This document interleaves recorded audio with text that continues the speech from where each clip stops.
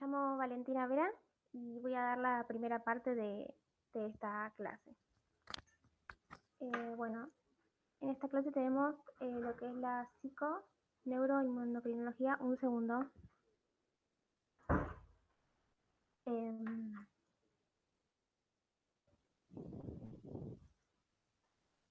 Bueno, la psico-neuroendocrinología tiene como objetivo interrelacionar los...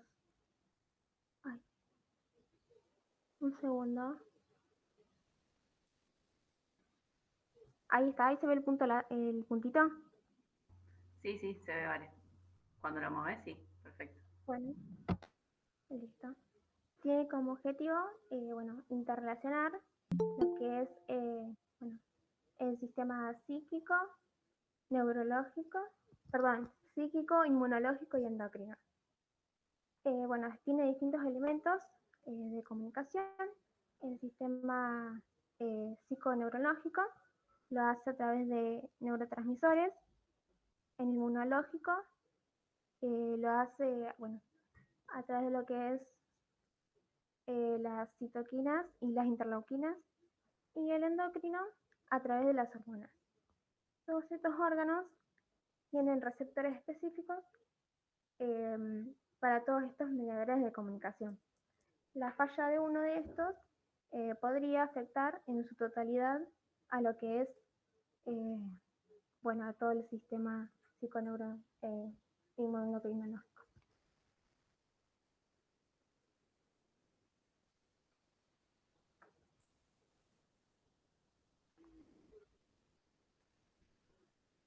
Bueno, empezando por lo que es el sistema psíquico, tenemos el circuito límbico, que está formado por lo que es el hipocampo, la amígdala, el área septal, la comisura anterior y los ganglios basales límbicos. Este sistema está encargado de lo que son los estímulos emocionales, junto con lo que es la función de la memoria y el aprendizaje. Está formado por el hipocampo, que es aquel que tiene lo que es la memoria genética y la memoria afectiva. Ejemplo de lo que es el apego, el cuidado de los miembros, de la especie, todo lo que son vínculos sociales. Luego tenemos lo que es la amígdala, encargada de la autopreservación. ¿Qué quiero decir con esto? Es que tenemos un instinto como especie, pero en la vida pasamos por experiencias que nos preparan a situaciones que por instinto no tenemos. Según si el evento es familiar o no, tenemos lo que es la memoria filogenética y la memoria ontogenética. La filogenética es aquella que tenemos como parte de la especie por instinto, y la ontogenética es aquella que desarrollamos por experiencias personales. Luego tenemos el área septal. Este área está formada por lo que es el fornix, el cuerpo calloso y lo que son otras fibras. Está encargado de lo que es el sistema de alerta, también inhibe el sistema límbico, aumenta la memoria y todo lo que es la atención selectiva. Luego tenemos la comisura anterior y los ganglios basales, que los ganglios basales lo que hacen es estabilizar las conductas instintivas.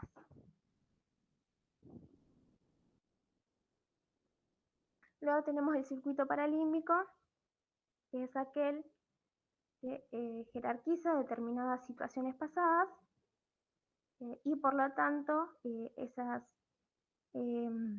experiencias están conectadas a lo emocional. A su vez, permite también relacionarse con otros. En este mismo tenemos por un lado lo que es la corteza vasolateropolar y entorrinal. que lo que hace es conectar lo sensorial con lo emocional, es decir, que atribuye un sentimiento a un determinado estímulo de los sentidos.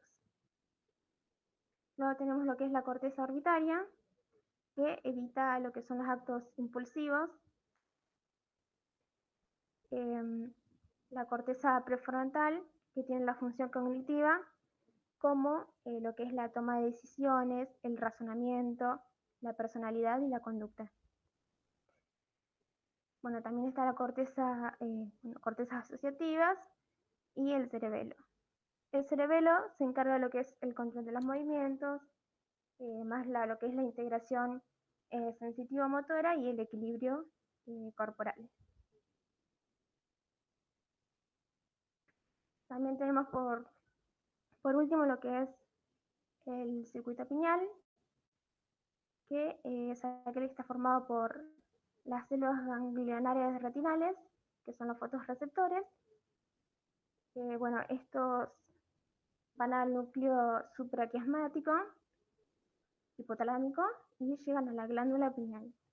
Lo que hacen es liberar todo lo que es serotonina, noradrenalina y melatonina, especialmente melatonina, porque lo que hacen es traducir estímulos lumínicos en químicos, produciendo principalmente melatonina para sincronizar lo que es el ritmo circadiano.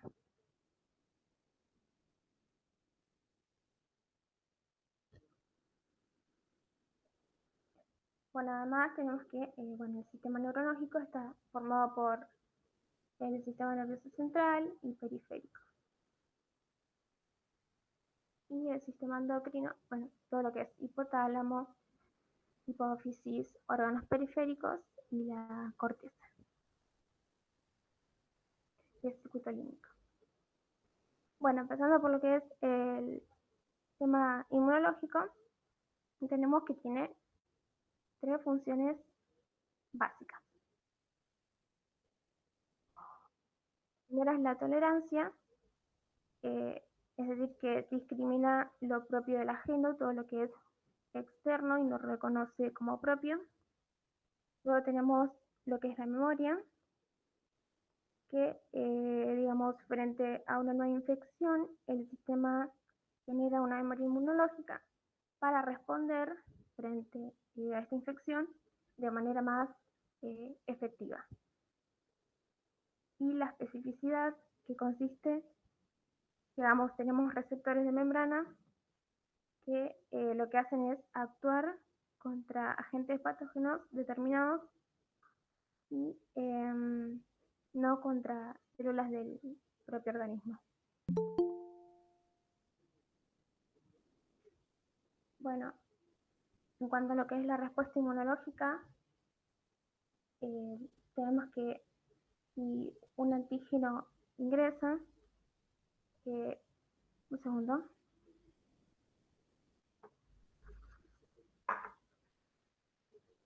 Bueno, si este antígeno, que es una estructura química capaz de estimular la producción de anticuerpos, ingresa a lo que son la primera barrera, que es la piel, el movimiento ciliar, el pH gástrico y los lisosomas, que son los primeros en actuar.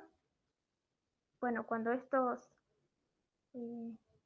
no pueden contra estos antígenos, lo que hacen es pasar lo que es la inmunidad innata y la adaptativa.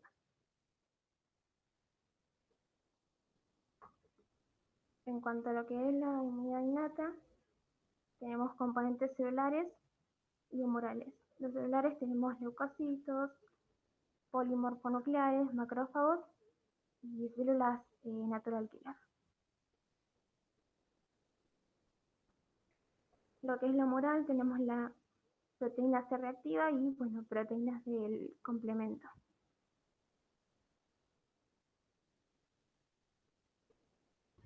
Y lo que es la inmunidad adaptativa, tenemos en los componentes celulares linfocitos B y T. Y en los humorales, anticuerpos. cuando se produce la inflamación, la cual es la primera respuesta de la inmunidad innata, que consiste en una vasodilatación, que lo que hace es generar una mayor permeabilidad, es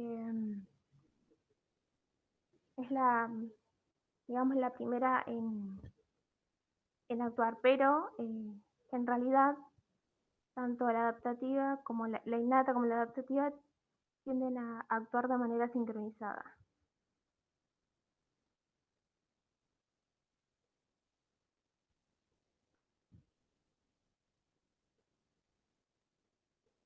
Bueno, estos cambios son estimulados por lo que son las interleuquinas 1, 6 y lo que es el factor de necrosis tumoral. Estos son liberados a los macrófagos principalmente y actúan a nivel sistémico. A nivel de lo que es el hipotálamo, aumentan las prostaglandinas y aumentan la temperatura. A su vez también activan el eje hipotálamo hipofisario adrenal, estimulando la producción de cortisol, aldosterona. A nivel hepático, estimulan proteínas de fase aguda y proteínas del complemento. A nivel de lo que es la médula ósea, estimulan una mayor producción de leucocitos y lo que es, bueno, a nivel del músculo, bueno, la pérdida de masa muscular y lipólisis.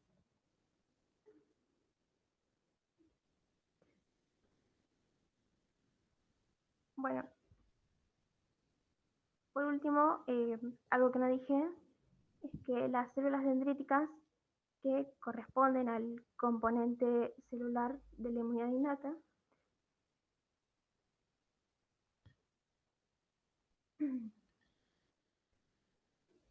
bueno, son las causantes de retrasar lo que es la respuesta adaptativa. Tenemos que el antígeno es captado por las células, procesada por las mismas y transportada por sangre. Cuando llega a el primer ganglio linfático, el más próximo, lo presentan a los linfocitos T, el cual va a migrar y se va a diferenciar a lo que son los linfocitos T, CD4 y CD8, pero principalmente los CD4.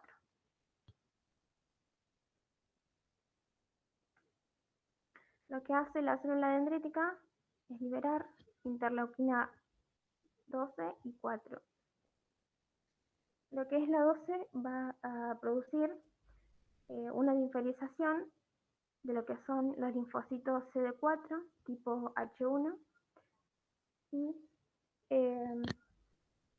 estas lo que van a producir es una reacción inflamatoria, lo cual va a proliferar los linfocitos.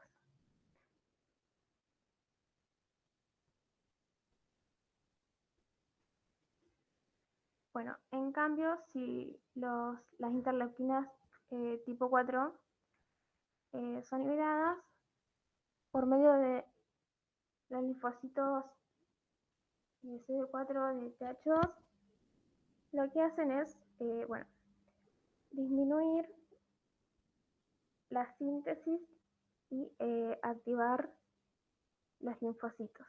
De esta manera, van a disminuir la inflamación y eliminar el antígeno.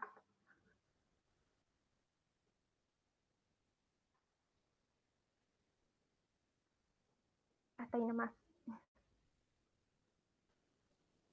Bueno, chicos, yo soy Camila Sánchez, soy médica, estoy en el curso de sistema nervioso, las bases bioquímicas del sistema nervioso desde sus orígenes, y en el de bases bioquímicas del sistema endocrino también, así que bueno, si nos cruzamos por ahí, también me van a ver. Bueno, ahora siguiendo un poco lo que estuvo hablando Valen, vamos a ver la integración justamente de todos estos sistemas, porque hablamos de cada uno de los sistemas por separado, pero el estrés como modelo de estudio es un modelo justamente que se utiliza para justamente ver la interacción y la integración de todos estos sistemas.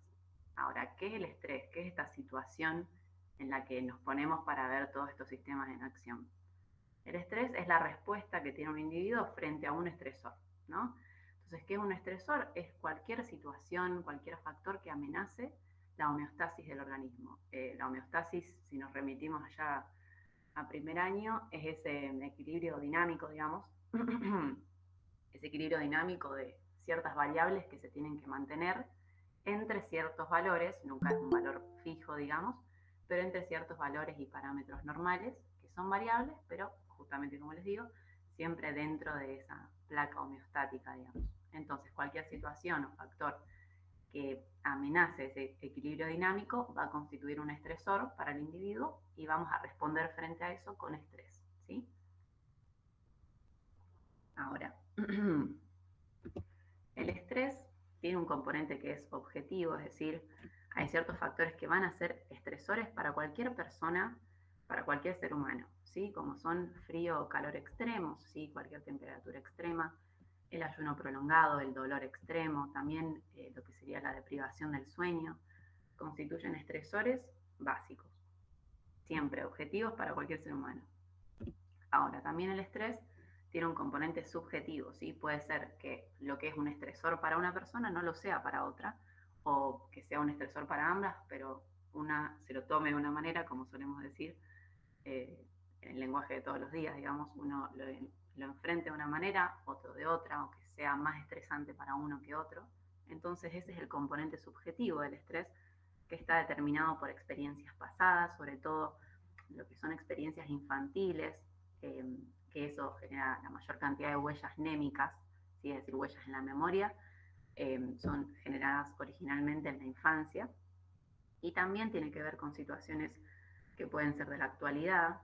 Por ejemplo, yo estuve pensando en algún ejemplo de esto que les pueda dar desde lo personal o que alguno se pueda sentir identificado. Por ejemplo, no es lo mismo ver a un paciente cuando uno está haciendo las prácticas en la facultad que ver a un paciente cuando uno ya es médico. Entonces, es la misma situación, solo que personalmente y actualmente uno se puede hallar en distintas posiciones, en distintas situaciones.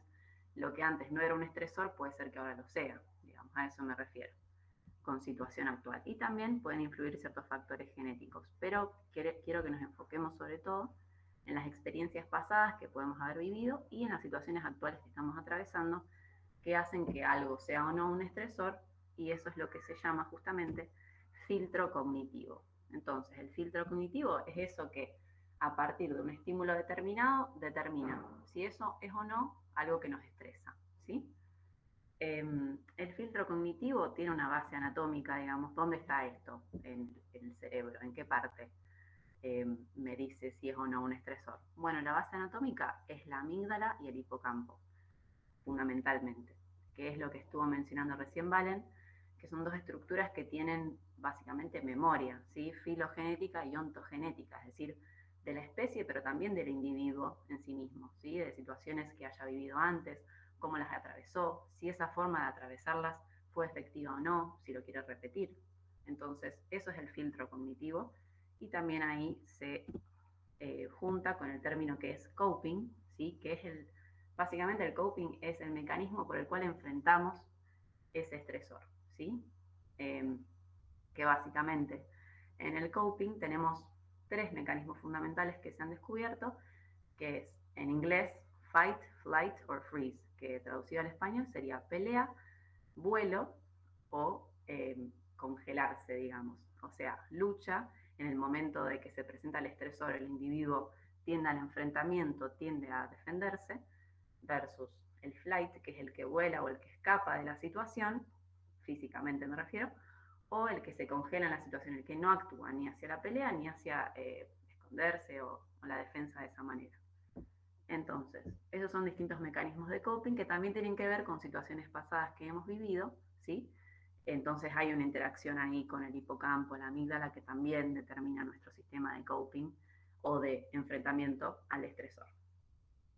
De todas formas, esto es muy introductorio, después lo vamos a ver bien toda la vía del estrés, todos los pasos por los que va, y a nivel químico también lo vamos a ver. Ahora, el estrés no es siempre malo, ¿sí? Hay un estrés que es fisiológico, porque justamente puede ser un desafío, ¿sí?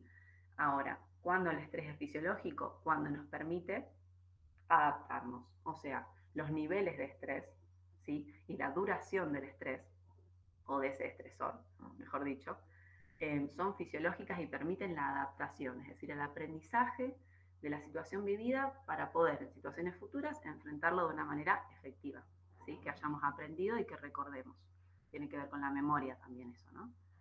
Ahora, si ese estresor, ¿sí? está presente de una forma crónica, ¿sí? Mucha duración o mucha intensidad, capaz no fue crónico, capaz fue agudo, pero fue muy intenso. En esto puedo mencionar algunos estudios que se han hecho de guerras, situaciones que quizás los soldados enfrentaban un combate puntual algunos días y quizás no era crónico, pero fue de muy alta intensidad y ya tenían ciertas patologías como estrés postraumático, ¿sí? Entonces, quizás no hay una cronicidad, pero hay una alta intensidad, ya alcanza para decir que estamos ante un estrés patológico, ¿sí? Que se llama distrés, y lleva a la desadaptación, o sea, no nos logramos adaptar a ese estresor, hay generalmente enfermedad, ¿sí? Enfermedad que puede ser psiquiátrica, por ejemplo. Entonces, esto como a modo introductorio, ¿sí? Si tienen alguna duda, interrúmpanme, no hay problema, lo vamos hablando. Bueno, esta es la vía, como les decía, ya nos empezamos a poner un poco más finos, la vía de procesamiento neurobiológico del estrés, ¿sí? Entonces, primero, vamos a empezar de arriba. A ver si aparece el mouse. Ahí está.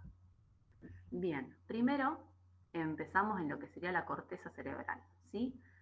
Esta corteza capta justamente el estresor, ¿sí? Mejor dicho, no sabemos si es estresor todavía o no, el estímulo, ¿sí? El estímulo, por ejemplo, si es frío, calor, extremos, ¿no? O dolor extremo o ayuno prolongado, definitivamente va a ser un estresor, ¿sí? Para cualquier ser humano. Ahora, cuando hablamos de un estímulo, por ejemplo, anímico, me refiero a una noticia, a una imagen, un cambio de una situación personal, ¿sí? Todo lo que tenga que ver con contexto social, cultural también. Acá se incluye todo lo que sería estímulo anímico. Ahora sí, bueno, antes de llegar al filtro cognitivo que lo dijimos antes, va a pasar por lo que es el tálamo, ¿sí? El tálamo va a discernir justamente si este estímulo es relevante o no. Supongamos que sí es relevante, el filtro cognitivo va a determinar si es o no un estresor, este estímulo. Entonces, ¿de qué depende el filtro cognitivo? Como dijimos, la base anatómica es fundamentalmente hipocampo y amígdala, ¿sí? Que juntos, interactuando, básicamente nos dan a conocer si la situación que estamos viviendo nos es familiar o no. ¿Ya la vivimos esta situación o no? No. Bueno, puede aparecer miedo a lo desconocido, por ejemplo. O sí, ya lo viví, pero lo viví de una manera muy difícil, entonces puede ser también que reaccionemos considerándolo un estresor, algo que quizás para otra persona no lo es. Entonces, ¿nos es familiar sí o no? Sí, bueno, ¿cómo lo viví? De esta manera.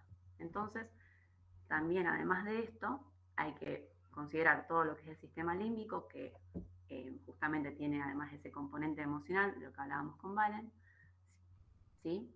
Y bueno, y obviamente también la corteza órbitofrontal y singular, todas constituyen en conjunto el filtro cognitivo. Y la corteza órbitofrontal también, recordando un poco lo que dijimos antes, recordemos que tiene estas funciones de razonamiento, de adecuación de la respuesta del individuo al contexto social, ¿sí? O sea, justamente todo lo que es prefrontal va a inhibir todo lo instintivo y de la especie, digamos, que está tan metido en el hipocampo y en la amígdala. Entonces, todo esto interactuando va a determinar que esto sea o no un estresor, este estímulo, para el individuo. Entonces, supongamos que lo es, supongamos que es un estresor para el individuo, ¿sí? Bueno, acá se van a activar ciertos núcleos que están fundamentalmente en el tronco encefálico, sí, que son procesadores de respuesta de este estímulo que ya consideramos estresor. Entonces, por ejemplo, se va a activar a nivel del núcleo bronquial ciertas neuronas que van a producir cambios a nivel respiratorio, produciendo, por ejemplo, un aumento de la frecuencia respiratoria, ¿no? Taquipnea. Entonces, se empieza a ver eso a nivel clínico ya. Por otro lado, ahí está, también a nivel del núcleo del facial y del trigémino, esto se va a manifestar con expresiones faciales de miedo, con apertura bucal, que se eleven las cejas, son cuestiones muy primitivas de lo que constituye la sorpresa y justamente un estresor. Ahí están todas las microexpresiones, todas esas partes que no podemos controlar del todo frente a la reacción al estresor. Por otro lado, también están los núcleos estriados que activan el sistema piramidal y por medio del asta anterior medular va a generar cambios locomotores, y estos son los cambios de los que hablamos antes. ¿Se acuerdan los de lucha, escape o congelamiento en el lugar y no poder reaccionar a la situación? Bueno, acá estarían los mecanismos de coping, ¿sí? Que no son del todo conscientes tampoco, ¿sí? Y por otro lado, ya empezamos a ver lo que sería el hipotálamo. Acá se empieza a ver el eje córtico, límbico, hipotálamo, ¿sí? Se empieza a ver el eje más, o la vía más bien endocrina, el sistema endocrino, ¿sí? Entonces acá empezamos a ver la interacción entre lo neurológico, psíquico y endocrino. Bien, entonces, siguiendo, el hipotálamo tiene justamente dos secciones. El hipotálamo lateral, que es más bien parasimpático, que en caso de activarse puede generar, contrariamente, bradicardia o incontinencias de tipo fecal o urinaria. Y el hipotálamo anterior medial, ¿sí? Que tiene un núcleo que se llama el núcleo paraventricular, ¿sí? Que tiene dos grupos o cúmulos de células, ese núcleo. Uno de ellos se llama sistema parvocelular y el otro magnocelular.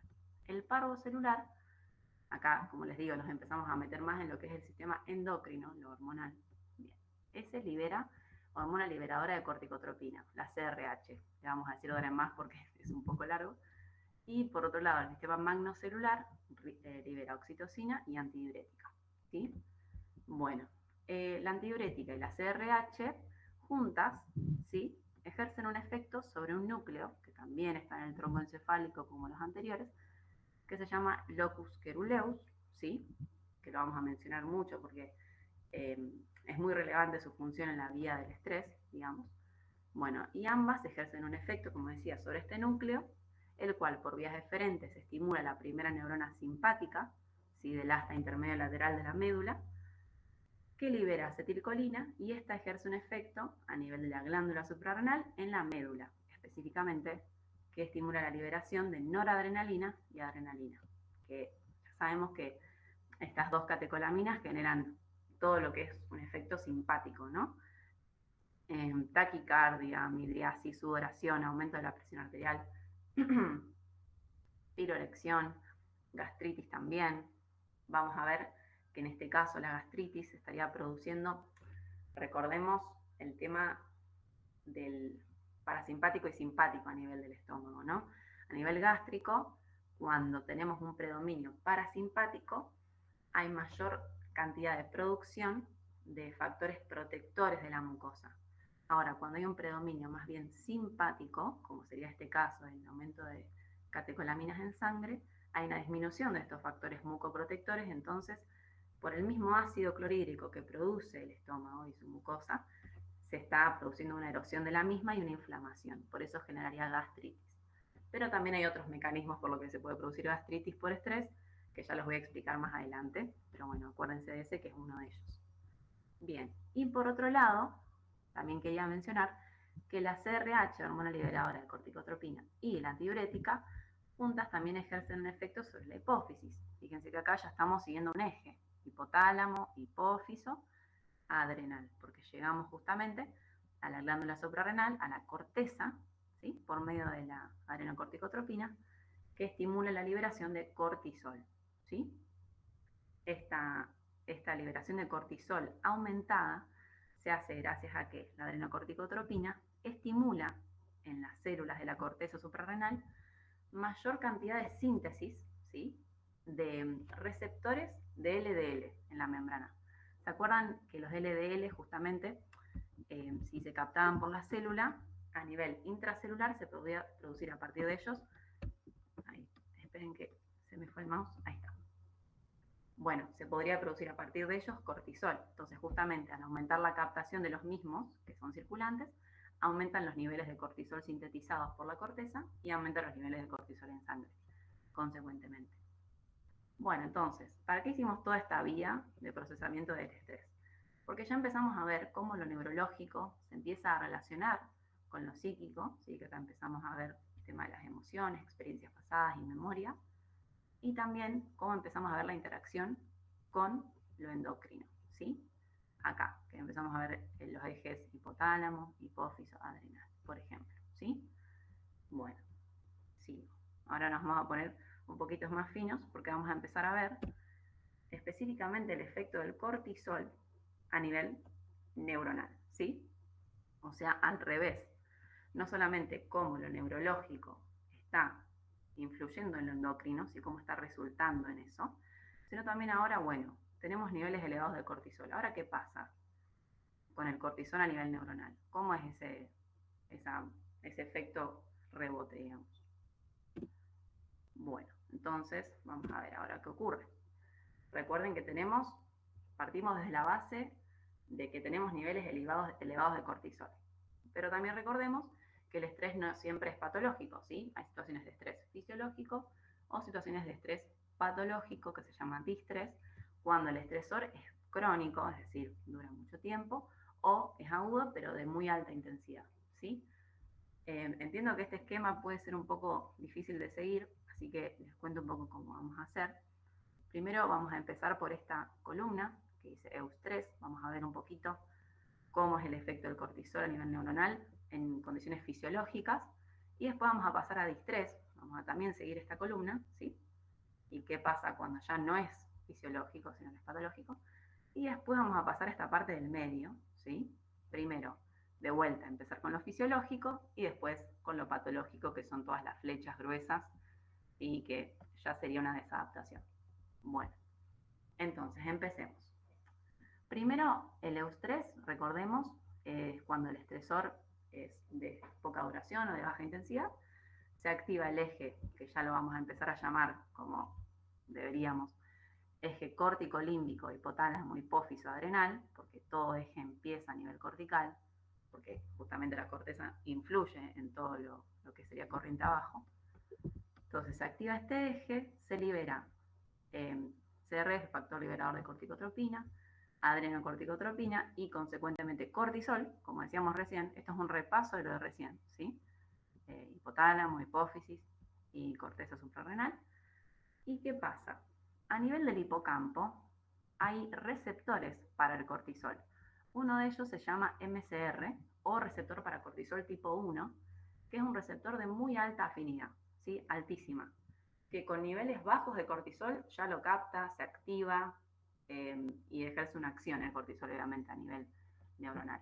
Entonces, por un lado, esto ya a concentraciones fisiológicas, el cortisol se eleva, el MCR o receptor de cortisol tipo 1 lo capta, ¿sí? Y esto a nivel intracelular estimula la producción de factores de crecimiento neuronal.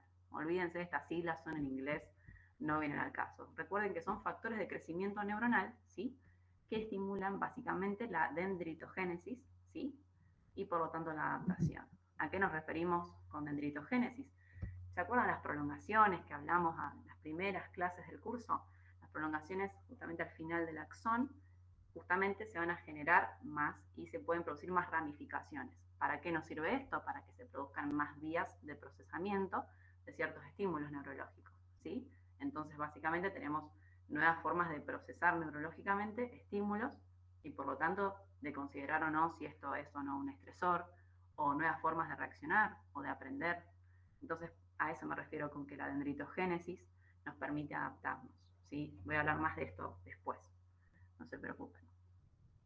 Pero básicamente recordar que el factor de crecimiento neuronal produce dendritogénesis, nuevas vías neurológicas, por lo tanto, nuevas formas de enfrentamiento al estresor, ¿sí? Por otro lado, supongamos que ahora el estresor es crónico o de muy alta intensidad, bien agudo. Bueno, ahí ya hablamos de distrés y el eje está activado, pero es una hiperactividad ya, ¿sí? Los niveles de hormona liberadora de corticotropina, CRF, son altísimos, ACTH también, y el cortisol es muy alto, ¿sí? Entonces, acá el cambio fundamental se ve en los receptores que lo captan. ¿Por qué? Porque dijimos que el MCR era un receptor de muy alta afinidad, ¿sí? O sea, altísima. Ya con bajas concentraciones de cortisol se activaba, bien, perfecto. Ahora, el cortisol acá está altísimo. Entonces, acá que se va a producir la activación de este receptor, que se llama justamente receptor para el glucorticoide o tipo 2, que tiene muy baja afinidad. Y para que se active recién los niveles de cortisol tienen que aumentar por 20 las concentraciones normales. Piensen que las concentraciones de cortisol normales son de 20 a 30 microgramos por día. O sea, si aumenta ese número por 20, recién ahí se van a activar los receptores tipo 2. O sea, tienen que ser altas las concentraciones para que se activen. En ese caso, recién ahí van a ejercer su efecto y el efecto va a ser exactamente contrario a si se activaba el otro receptor, el tipo 1. ¿Por qué? Porque ahora los factores de crecimiento neuronal van a disminuir su producción, no se van a producir tanto como antes.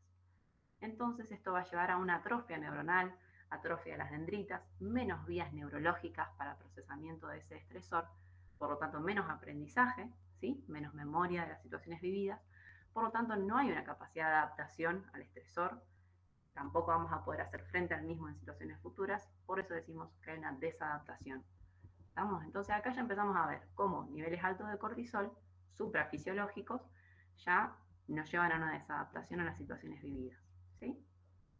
Bueno, entonces ahora sí, como les decía, vamos a meternos un poquito más en lo químico y este círculo grande que estamos viendo acá es una célula, ¿sí? Específicamente una neurona del locus coeruleus, ¿se acuerdan que era el núcleo del tronco encefálico que habíamos mencionado antes? ¿Sí? Sobre el que ejercía efecto la hormona liberadora de corticotropina y también la antidiurética, ¿se acuerdan? Bueno, entonces vamos a ver lo que pasa en condiciones normales de EUS3 adentro de esta neurona, en este locus coeruleus. Bien, entonces, el CRF, ¿sí? En condiciones normales, les repito eso 500 veces, se une a su receptor específico en la membrana, ¿sí? CRFR1, recuerden, la membrana de la neurona en el locus coeruleus, ¿sí? Este receptor específico está asociado a proteína GS, ¿sí? Que por el mecanismo de acción, digamos, conocido de la proteína GS, aumenta los niveles de AMP cíclico intracelulares, que básicamente activa la proteína quinasa A, ¿sí? Y por ser quinasa, genera un montón de fosforilaciones, o sea, agrega grupo fosfato a un montón de componentes que están adentro de la célula. Entonces, el hecho de agregar el grupo fosfato va a cambiar la función de las proteínas o los componentes a los que agregue ese grupo fosfato. Entonces, fosforilaciones, ¿no? Dijimos que la PKA produce fosforilaciones. Una de ellas, por ejemplo, es fosforilar el canal de potasio. Cuando fosforilamos el canal de potasio, lo inhibimos, lo cerramos, se acumula potasio intracelular, entonces se despolariza la membrana, ¿sí? Se llena de cargas positivas adentro, y eso genera liberación de noradrenalina por parte del locus coeruleus. Recuerden que estamos siempre siguiendo las flechas finitas, no miremos las flechas gruesas por ahora, ¿estamos? Bueno, entonces dijimos despolarización, uy, fui para atrás, ahí está. Dijimos despolarización, aumento de niveles de noradrenalina en sangre, pero ¿qué tiene esta noradrenalina? ¿Es patológica o es fisiológica? No, es fisiológica, es normal, nos sirve para adaptarnos justamente a esta situación de estrés, nos sirve para tener mayores niveles de atención, nos sirve para tener mayores niveles de memoria, de aprendizaje, ejerce un efecto más bien inhibitorio sobre lo que es la corteza prefrontal, ¿sí? Digamos, dificulta los niveles de razonamiento, pero a un nivel que nos permite actuar, ¿sí? Frente a la situación que estamos viviendo. Es eso, básicamente. ¿A qué me refiero con que nos permita actuar? Con que permite un discernimiento entre los estímulos relevantes y los que no. Y en base a eso podemos justamente actuar para defendernos, ¿sí? Frente a ese estresor. Entonces, justamente la noradrenalina permite jerarquizar, básicamente, estímulos entre relevantes y no relevantes, permite mayor capacidad de memoria y escaneo de la situación y atención, ¿sí? O sea, aumenta los niveles de cognición, en este caso. Por otro lado, las fosforilaciones, y otra cosa que quiero mencionar, es que los niveles de noradrenalina son regulados. Eso es re importante recordarlo, porque acá hay un feedback que se produce continuamente, que es negativo, obviamente, que básicamente sería que si los niveles de noradrenalina son muy altos, inmediatamente se ejerce este efecto de feedback a nivel hipotalámico, a nivel hipofisario, y los niveles de CRF van a empezar a disminuir su secreción y no se va a producir tanta secreción de noradrenalina, ¿se entiende? Básicamente, recordar que la secreción de la noradrenalina en condiciones normales está regulada, ¿sí? No es desenfrenada, ¿sí? Bueno, y también recordar los efectos positivos de la noradrenalina para enfrentar esta situación.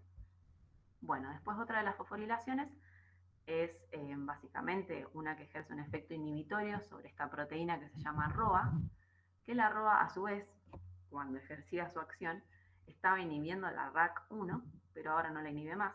Entonces la RAC1 puede ejercer su acción, que es básicamente una GTP-ASA, o sea que destruye el GTP y gracias a la energía justamente liberada del GTP puede inducir un remodelado de la actina. ¿Se acuerdan esa proteína clave en el citoesqueleto básicamente de las células? Esa básicamente constituye uno de los elementos más importantes, como les decía, del citoesqueleto de la neurona. Entonces, como contribuye al remodelado de la actina, va a contribuir a la dendritogénesis, a generar básicamente nuevas prolongaciones y justamente estimular la formación de su estructura con la actina y todo su citoesqueleto.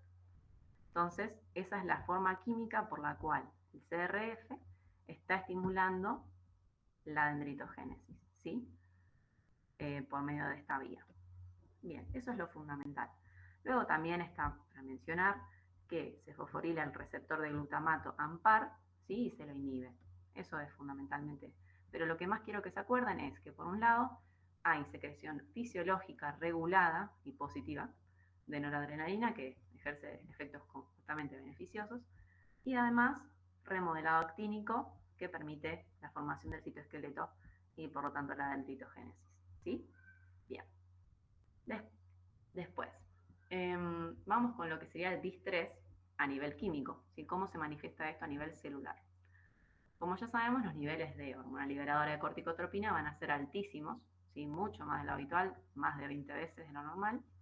Entonces, muchos más receptores en juego va a haber, y obviamente va a haber muchas más fosforilaciones. O sea, acuérdense que corriente abajo es el mismo mecanismo de acción, ¿sí? Proteína GS, AMP cíclico, siempre lo mismo, pero obviamente en mayor cantidad.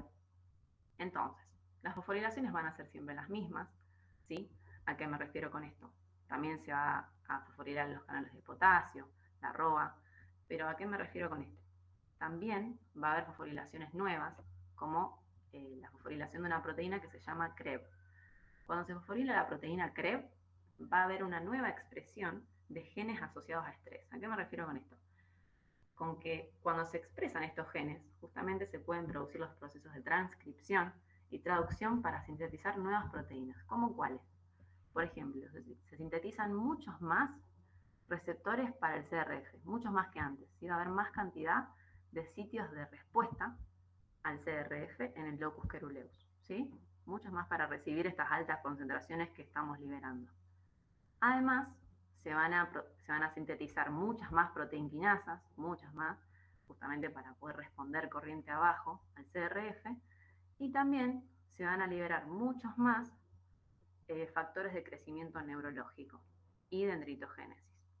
Entonces ustedes me dirán, entiendo que esta parte puede ser un poco confusa porque uno tiende a pensar que la dendritogénesis es buena, digamos, que permite adaptarnos, nuevas vías neurológicas para procesar un estímulo y por lo tanto aprendizaje, ¿no? Supuestamente eso es lo que venimos hablando. El tema es que acá la dendritogénesis no es algo bueno, no es algo positivo porque estamos hablando de dendritas que en su membrana están llenas de receptores para responder al CRF, O sea, muchos más puntos de respuesta al CRF, muchos más puntos en los que vamos a liberar noradrenalina. ¿Y qué sucede con esto? Con que se libere tanta noradrenalina. Que ya va a empezar a ser una secreción no regulada. ¿Se acuerdan que antes hablábamos de que era una secreción regulada, con feedback negativo, que si aumentaba mucho la concentración, bueno, iba a bajar la síntesis después, o sea, estaba regulada. Ahora ya, justamente con esta dendritogénesis desenfrenada, llena de receptores en membrana, llena de quinasas intracelulares para responder y producir más y más noradrenalina, ya va a ser justamente una situación en la que no está regulada su secreción y el feedback negativo no va a estar. ¿Estamos? Entonces ahora la noradrenalina va a empezar a ejercer un efecto sobre receptores alfa 1 y beta 1 en las zonas target del locus coeruleus. ¿Cuáles son las zonas target? ¿Y a qué me refiero con esto?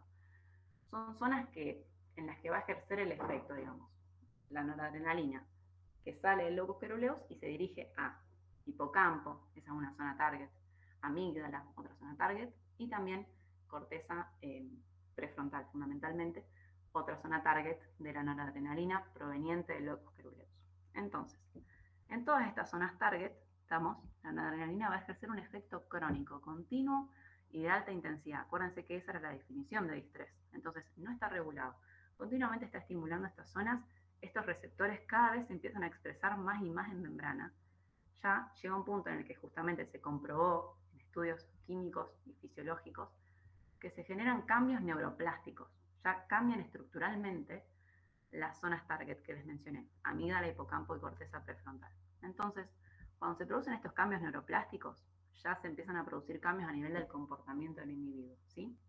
Lo que era antes una capacidad de atención aumentada o discernimiento, ¿sí? Que es lo que decíamos que era bueno de la noradrenalina, ahora ya es hipervigilancia, ya es un estado de alerta en toda situación, ¿sí? No coherente. Lo que era antes una mayor capacidad de memoria, aprendizaje, que nos brindaba algo bueno en la noradrenalina, ahora ya es dificultad cognitiva de procesamiento de la información, no hay capacidad de razonamiento, ¿sí? Recuerden que cada vez más se inhibe la corteza prefrontal, como dijimos antes, entonces no hay tanta capacidad de razonamiento, ¿sí?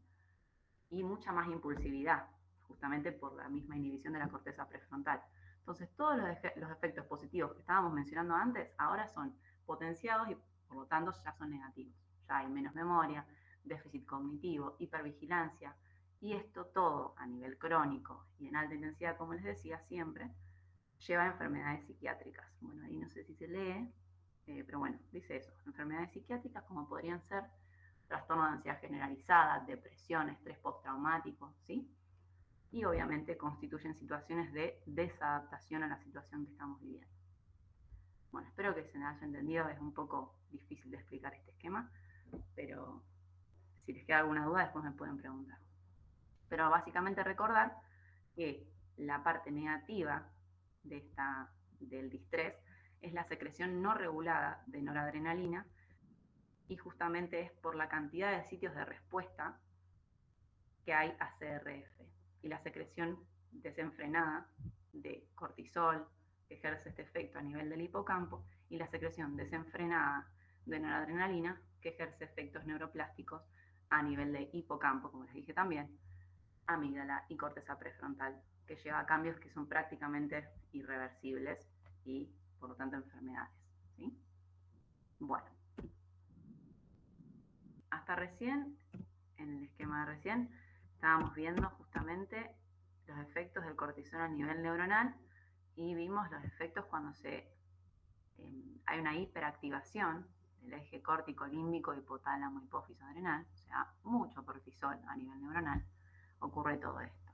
Ahora, ¿qué otros efectos tiene el cortisol a otros niveles, digamos? Por ejemplo, a nivel metabólico, la hiperactivación de este eje que estuvimos viendo genera una mayor gluconeogénesis, o sea, un aumento de la glucosa en sangre, ¿sí? Y esto se produce, por un lado, por aumento de lipólisis y también proteólisis, o sea, hidrólisis de proteínas y lípidos, a nivel de los tejidos periféricos, pero también, contrariamente, se produce una lipogénesis central, o sea, una síntesis de lípidos a nivel abdominal central, y todos estos factores, o sea, niveles sostenidos de glucosa aumentada en sangre y la lipogénesis central, contribuyen al aumento de riesgo de un posible desarrollo de insulino resistencia, es decir, menor respuesta del organismo ante niveles aumentados de insulina, ¿sí? Entonces, eso podría llevar a enfermedades como la diabetes, ¿sí? Bien, por otro lado, a nivel renal, la hiperactivación de este eje genera una liberación crónica aumentada de aldosterona. Recordemos que la aldosterona también es liberada por la glándula suprarrenal, entonces mientras se está liberando cortisol, también se está liberando aldosterona y esta aldosterona a nivel renal justamente estimula la mayor retención de sodio y agua, que puede contribuir a un riesgo aumentado de hipertensión arterial. Entonces, hasta ahora estamos aumentando el riesgo de diabetes, de hipertensión, recordemos las enfermedades psiquiátricas que recién dijimos, todo, ¿sí? Además, a nivel endocrino, también, ahí está, se produce una inhibición o disminución de la síntesis de hormona liberadora de gonadotrofinas, por lo tanto, disminución de las concentraciones de LH y FSH, que llevan a infertilidad tanto en el hombre como en la mujer, y también otras manifestaciones clínicas como podría ser la amenorrea en la mujer, ¿sí? Situaciones de distrés pueden generar esto. Y además se comprobó en ciertos estudios, sobre todo en niños, que los niveles de estrés prolongados, sobre todo niños que han sufrido maltrato infantil o abuso, ¿sí?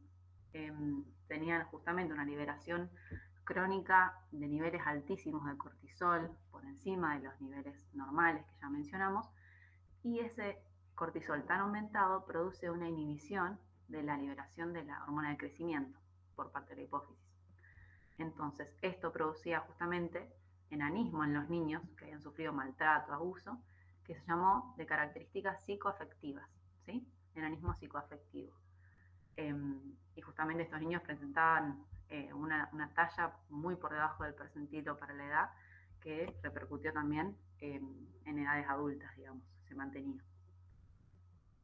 Bien, y a nivel inmunológico, también esta hiperactivación del eje, con niveles aumentadísimos de cortisol, produce efectos justamente a nivel del sistema inmune. Entonces, repito, estamos hablando siempre de situaciones de distrés, ¿no?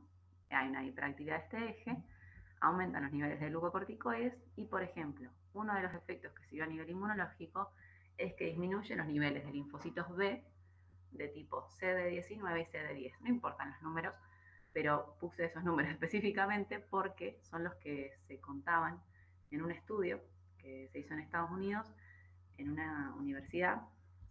Básicamente se tomó un grupo de alumnos de un año, ¿sí? Y se les midió el nivel de cortisol salival a principio de año y a fin de año, ¿sí? 5 días antes del examen final de integrador, se medían los niveles de cortisol en saliva, ¿sí? Se los comparaba y también se medía los niveles de estrés y se los objetivaba esos niveles de estrés por la escala PSS, que se llama Perceived Stress Scale, que básicamente en inglés significa escala de estrés percibido, ¿sí? Y justamente es la forma de objetivar el estrés en cada uno de los individuos por medio de un cuestionario. Entonces se medía, como les decía, cortisol en saliva, estrés y linfocitos B, los CD19 en sangre, y se comprobó que los niveles de cortisol habían aumentado, los de estrés también, pero los de linfocitos B habían disminuido en todos los alumnos que habían sufrido ese aumento de estrés y cortisol. Entonces ahí ya se empezó a hablar de esta relación inversamente proporcional entre cortisol y linfocitos B, ¿sí?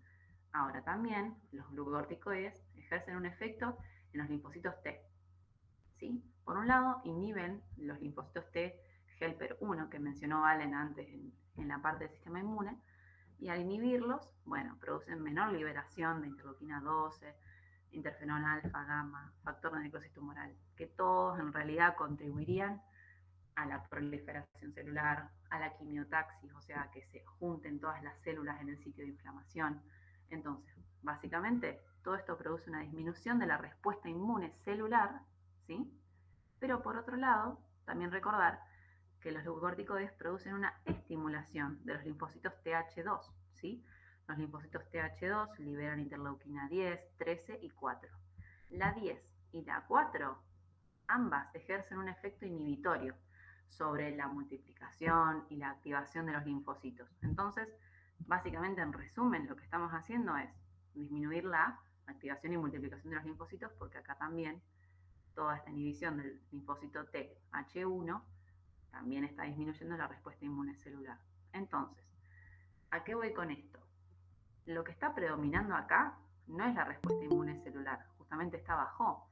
Los linfocitos B están bajísimos, los linfocitos T también, porque la interleuquina 10 y 4 hacen que se multipliquen menos y hay menos quimiotaxis, o sea, hay menos justamente proliferación y aglomeración en el sitio en el que está la inflamación. Entonces, toda la respuesta inmune celular, innata, adaptativa, todo, está disminuida. Pero entonces, ¿qué va a predominar? La respuesta inmune humoral, la que está formada por la proteína C reactiva, las proteínas de complemento, los anticuerpos, ¿sí? Esa es la que va a predominar por encima de la respuesta inmune celular. Entonces, ¿vieron el concepto que dice, bueno, el estrés te baja las defensas? No es tan así. Sí baja las defensas, si lo queremos decir, las defensas celulares, sí baja la respuesta inmune celular, pero en el balance, ¿sí? En el balance celular humoral, predomina ahora la respuesta inmune humoral, un montón. Entonces acá se empiezan a ver ciertas manifestaciones patológicas ya, como son enfermedades autoinmunes y alergias, ¿sí? Que no son por inmunodeficiencia, son justamente por un exceso de inmunidad humoral con respecto a la celular, ¿sí? Las alergias y las enfermedades autoinmunes, surgidas a partir de estrés, distrés, mejor dicho. Además, esta disminución de respuesta inmune celular, ¿sí? Aumenta obviamente el riesgo de ciertas infecciones, ni hablar infecciones de vía aérea superior o inferior, o sea, vía respiratoria en general. Eso también se comprobó en ciertos grupos poblacionales, se los exponía a virus respiratorios y se comprobaba que los individuos con mayores niveles de estrés sufrían mayores niveles de infecciones respiratorias. También se comprobó que en situaciones de estrés prolongado o aumentado de intensidad hay más prevalencia de infecciones por virus herpes simple, o este se expresa a nivel cutáneo. Y también otra infección, además de la de virus respiratorios y herpes, aumenta el riesgo de infecciones por Helicobacter pylori. Helicobacter pylori es la bacteria predominante causante de gastritis. Acá está lo que yo les decía en la diapositiva pasada, que la gastritis no solo se producía por un aumento del tono simpático, sino también que se producía por este lado. Como hay una respuesta inmune celular disminuida, hay un mayor riesgo de infección por Helicobacter pylori porque no hay tanta respuesta justamente de los linfocitos para defender a la mucosa gástrica, entonces justamente hay mayor predisposición a tener gastritis. Bien, acá están justamente los dos efectos que se ven del distrés, ¿sí? Aumento de la inmunidad humoral por sobre la celular, ¿sí? Que genera enfermedades y alergias, y aumento del riesgo de infecciones. Este cambio, ¿sí? De perfil inmunológico desde los linfocitos T helper 1 a un perfil más bien helper 2, ¿sí? Se llama shift de TH1 a TH2 y genera estos efectos, alergias y enfermedades autoinmunes. Bien, ahora hablemos un poquito de lo que son los fenotipos vulnerables y resilientes de los pacientes. Está viendo la hora. Un fenotipo vulnerable de un paciente sería aquel que tiene un distrés crónico o más bien agudo, aumentado en intensidad. Esto como repaso, ¿no? Sería aquel en el que hay una hiperactivación del eje, que ya vimos todos los efectos que tiene, ¿sí? Por ejemplo, los niveles aumentadísimos de cortisol desregulados producen, por ejemplo, infertilidad, ya dijimos, mayor riesgo de insulinoresistencia, de hipertensión, atrofia neuronal, también dijimos eso, por la disminución de los factores de crecimiento neuronal, ¿se acuerdan? También hay un hipertono noradrenérgico, que significa eso, la secreción desenfrenada, desregulada de noradrenalina, ¿sí? Justamente como les decía, no funciona adecuadamente el feedback negativo y por lo tanto, como resumen, hay menor síntesis de factores de crecimiento neuronal, menor capacidad de respuesta, aprendizaje y adaptación a situaciones estresantes vividas, y mayor probabilidad de sufrir trastornos de ansiedad y depresión en edad adulta. ¿Se acuerdan de los cambios ya neuroplásticos, ¿sí? Que se ven por los efectos ejercidos por la noradrenalina que se está liberando de forma crónica y desenfrenada, ¿sí? Ahora, por otro lado, los fenotipos resilientes, ¿a qué nos referimos con esto? No es un fenotipo que nunca pasó por una situación de estrés. Sí, pasó por situaciones de estrés, que son situaciones de eustrés, ¿sí?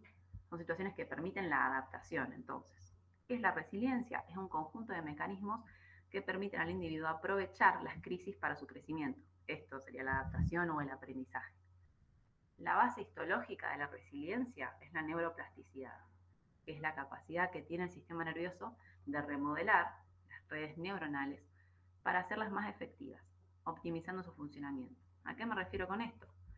Que para la neuroplasticidad es fundamental la neurogénesis, ¿sí? La generación de, fundamentalmente, dendritogénesis sería la generación de dendritas nuevas para generar nuevas vías nerviosas de procesamiento de estímulos, pero también es fundamental la muerte neuronal y podas sinápticas de ciertas vías neurológicas que ya no queremos utilizar, ¿sí? Y en eso, estas dos funciones interactuando entre sí, generan lo que sea la neuroplasticidad y el aprendizaje, ¿sí? Y además, bueno, justamente este sería el resumen, ante activaciones sucesivas de ciertas redes neuronales, ¿sí? Hay una capacidad de aprendizaje, ¿por qué? Porque se va a reforzar la vía neurológica utilizada y la otra, la no utilizada, justamente se va a podar o se va a producir la apoptosis. Entonces, ese es el aprendizaje, eso es lo que permite la capacidad de adaptación y todo esto obviamente está muy ligado a lo que es la memoria, ¿sí? La memoria es lo que nos permite discernir entre lo que hicimos antes, si nos dio resultado o no, y si lo queremos repetir o no. Bien, ahora, para ponernos un poquito más químicos, me gustaría hablarles del mecanismo de acción químico que tienen los factores de crecimiento neuronal, ¿sí? Que son tan importantes en lo que es la resiliencia y la neuroplasticidad. Entonces, ya sé que acá dice H, pero este es un esquema que puede ser utilizado para cualquier hormona que usa este mecanismo de acción. Entonces, supongamos que acá dice factor de crecimiento neuronal, en vez de H, ¿sí? Se une a su receptor, ¿sí? Que está asociado a una tirosinquinasa, ¿sí? Una quinasa, o sea, una enzima que fosforila, y es una tirosinquinasa intrínseca, ¿sí? Que lo que produce es una autofosforilación del receptor, ¿sí? Agrega un grupo fosfato al receptor, y luego esta autofosforilación produce la conglomeración, es decir, que se junten todas estas proteínas. No son importantes los nombres, sí recordar que justamente la unión de todas ellas forma un complejo que permite que el GDP, unido a esta proteína RAS, se fosforile y ahora sea un GTP, ¿sí? Y ahora este GTP lleva o desencadena una cadena, justamente una cascada de fosforilaciones corriente abajo, ¿sí? Como les digo, no es importante que se acuerden de los nombres, pero sí que hay una cascada de fosforilaciones que lleva a que las proteínas YUN y FOS se junten, formen la proteína AP1, si esta es esta, y esto estimula la quinasa, que se llama CDK, que es intranuclear, si está dentro del núcleo de esta neurona. Entonces, esto estimularía que a nivel de las dendritas específicamente, se entra en lo que sería el ciclo celular para estimular la mitosis celular, ¿sí? Básicamente dendritogénesis, ¿sí? Entonces recuerden, este es el mecanismo de acción químico adentro de una neurona de los factores de crecimiento neuronal. Y los efectos a nivel de los factores de crecimiento neuronal, a nivel, perdón, del hipocampo, hipotálamo y corteza, serían estos. Supresión de la expresión de los genes que llevan a la apoptosis, inducen a los genes que codifican la proteína BC12, que inhibe la apoptosis, inducen la expresión de genes que disminuyen el estrés oxidativo, inhiben las caspasas, que son las enzimas de la apoptosis. O sea, fíjense que estos primeros 4 puntos, todos disminuyen los niveles de apoptosis o de necrosis, ¿sí? Y por otro lado, estimulan los factores de crecimiento neuronal, las células madres para la neurogénesis y la estabilización del ARN mensajero para la síntesis de tubulina, que es una proteína fundamental en lo que es el citoesqueleto, para favorecer las nuevas prolongaciones y dendritogénesis, ¿sí? Por último, les quería mencionar esto que me pareció una idea un poco distinta, no es que una persona tiene un fenotipo vulnerable o resiliente, no es todo tan blanco o negro, sino que una persona con un fenotipo vulnerable que tiende a la desadaptación o tiende al distrés frente a un estresor, digamos, podemos, como futuros médicos o profesionales en general, estimular ciertos factores que pueden contribuir a que la persona desarrolle un fenotipo resiliente. ¿Cómo? Me dirán, bueno, podría ser, por ejemplo, se comprobó por medio de estudios que un ambiente enriquecido en vínculos sociales o la actividad física regular de baja intensidad o un estrés leve no amenazante como serían desafíos personales, ¿no? También se comprobó que ciertas actividades recreativas como la jardinería es una actividad muy recomendada por estimular todo lo sensorial, lo olfatorio, lo visual, lo táctil, y cómo uno puede ir viendo los cambios diarios que se producen en ella a partir de las acciones de uno mismo. Se comprobó que por medio de todos estos se estimula químicamente la síntesis de tirosinquinasa intrínseca, que ¿qué era? Era justamente proteína unida al receptor de respuesta al, a los factores de crecimiento neurológico, neuronal. Entonces, hay mayor capacidad de respuesta neuronal a los factores de crecimiento, ¿sí? Entonces va a haber, obviamente, más dendritogénesis, también va a haber una poda sináptica de las vías neurológicas no utilizadas, por lo tanto va a haber un aprendizaje, ¿sí? Una respuesta distinta a lo que antes era un estresor, gracias a todos estos factores y a mayor cantidad de tirosinquinasa intrínseca, vamos a poder responder de otra manera, usando otras vías nerviosas, ¿sí? Vamos a tener mayor capacidad de memoria, todo esto contribuyendo al aprendizaje, y por lo tanto estaríamos hablando de una capacidad de adaptación a lo que antes constituía un estresor que generaba distrés. Ahora, con todos estos factores que me aumentaron los niveles de tirosinquinasa intrínseca, yo puedo generar una dendritogénesis y una neuroplasticidad aumentada, por lo tanto, adaptarme a la situación y tengo un fenotipo resiliente. Entonces, la clave está en esto, en, digamos, justamente favorecer esta síntesis de tirosinquinasa por medio de todos estos factores. Bueno, eso es todo. Cualquier duda o comentario nos pueden mandar a Valen o a mí.